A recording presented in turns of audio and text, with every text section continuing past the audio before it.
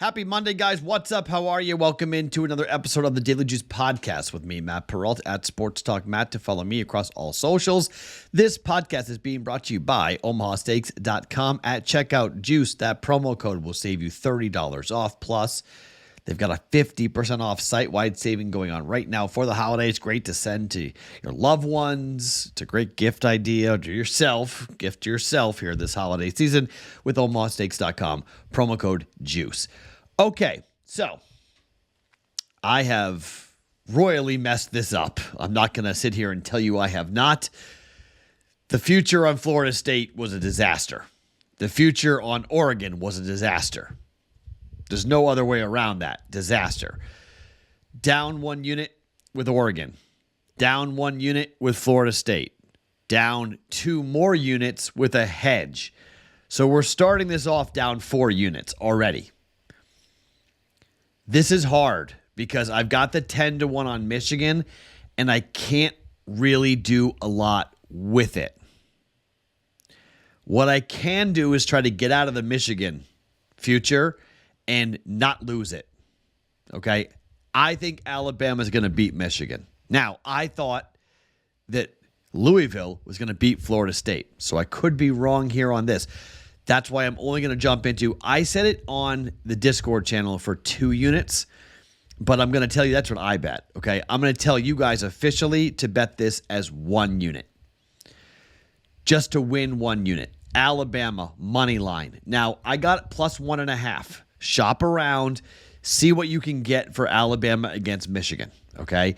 To hedge, it's a game, it's in a month. You can wait, okay? But I'm going to tell you right here at the top of the podcast that Alabama plus 1.5 for 1.1 units, that is a play that I'm going to make.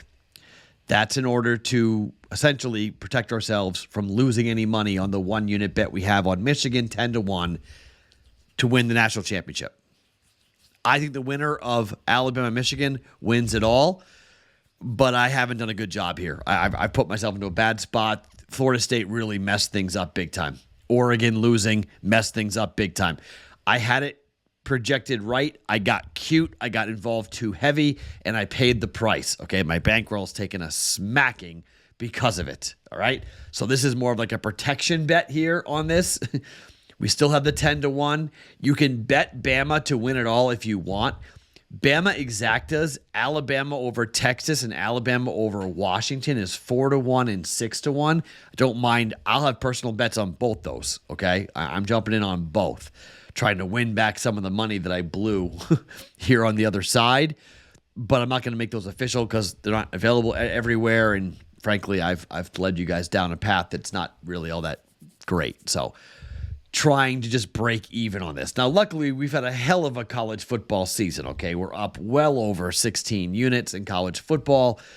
So I don't really want to cut too much further into that, because we've had such a great year in college football. I'm trying to see what the updated numbers are for college football.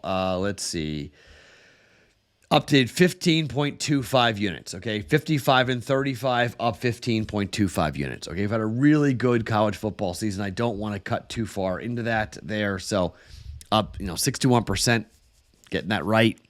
I screwed up. No ifs, ands, buts about it. I screwed up the future market. I screwed up my own bankroll, and I made a mistake. So that's how we're playing it, in case you're wondering.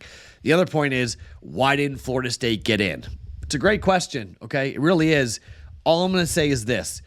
The committee did what they were supposed to do. The committee literally went with the same 4 that I would have gone with. So I think they went with the least path of resistance globally, if you will. But they messed up when they put Florida State 4, because FSU became the first team to drop for winning.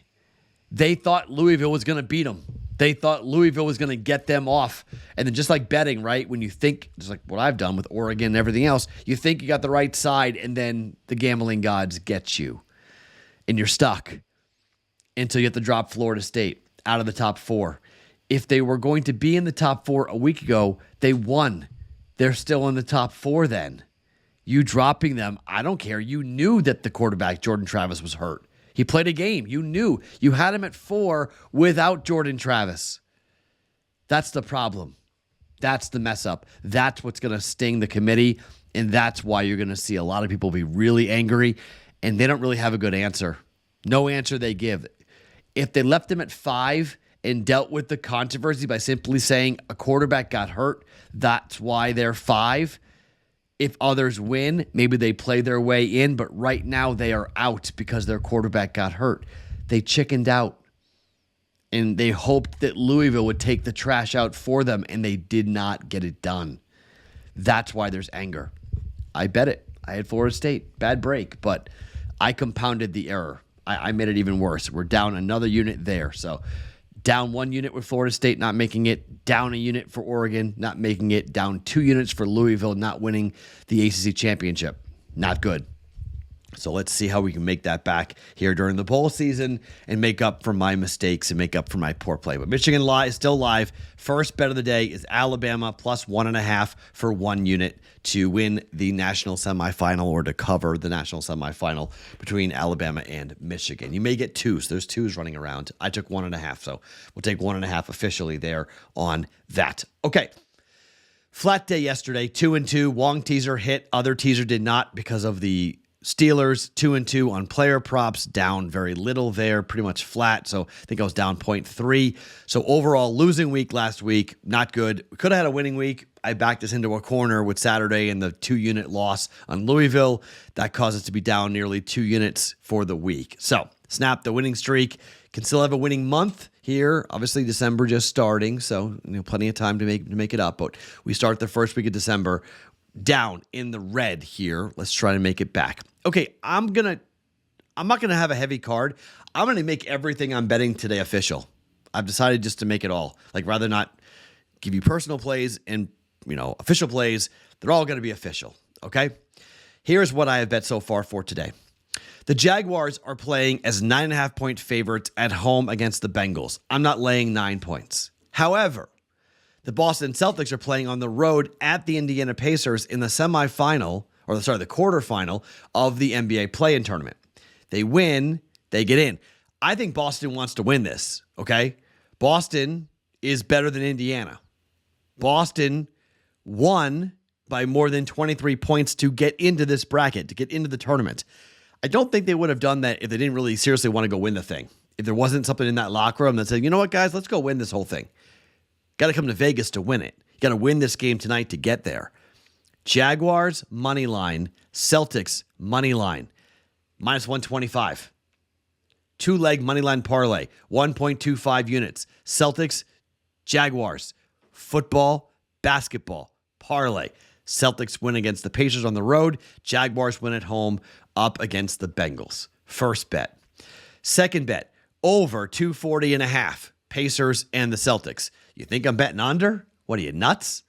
Come on now. We're betting over there. That's just a bottom line. We're betting over for sure with Boston and look, first half over, don't mind that. Okay, I'm not betting it, but I looked at it. Okay, just take the game. Boston to come out and score a lot of points. I think it's very, very possible that we see the Celtics score in 125, 130. It wouldn't be crazy at all if that were to happen. Indiana is 16-2 to the over this year. Boston on the year has been sort of a middle of the pack type of team. They're 9-10 to the over, so pretty much flat or 1 game under 500. 10-9 to the under on this, but I just think the way Indiana plays, the way Boston wants to play, how up tempo. Indiana at home is now 9-2 at home, 9-1 over their last 10. Boston is 5-5. They're 9-8 to the under against the conference, but Indiana is 14-1 against the Eastern Conference. Celtics team total, also not bad. You can do that as well, but Boston just scored 125 points against Philadelphia. That game went over by 26 points. Last 2 games for Boston have gone over. They've scored 125 and 124. Boston's hot. Indiana doesn't stop anybody. Over 240.5. Boston and Indiana for 1.1 units. Those are the 2 NBA plays. Celtics money line with the Jaguars money line parlay. Over 240.5 for the Celtics and the Pacers. Hockey, not betting college basketball. Purdue and Iowa, the only game worth talking about. I'm not touching that game. That's no. Not betting player props tonight, not with the game being as weird as it could be in Jacksonville. However, the Vegas Golden Knights, Logan Thompson's probably in net. Aiden Hill might play. He's day-to-day with a lower body injury. Either goalie is fine by me. But the Blues, I wanted to bet a first period under. Vegas has been a first period under machine. They're the best team in hockey to a first period under. They're 9-24 so far this year, and 3 of the last 10 games have gone over in the first period. But St. Louis and Jordan Binnington, I don't trust them at all. He's in net today for St. Louis. They're 8-2 to a first period over their last 10 games. I can't trust it. Logan Thompson, last 2 games played, 4-1 against Washington, the win, 4-1 against Vancouver, the win. We just rode him to an under in the game against Washington. We're going to take the under again. Vegas and St. Louis, 6. Could fall 6. We're going under 6. And the reason, Vegas wins on the puck line.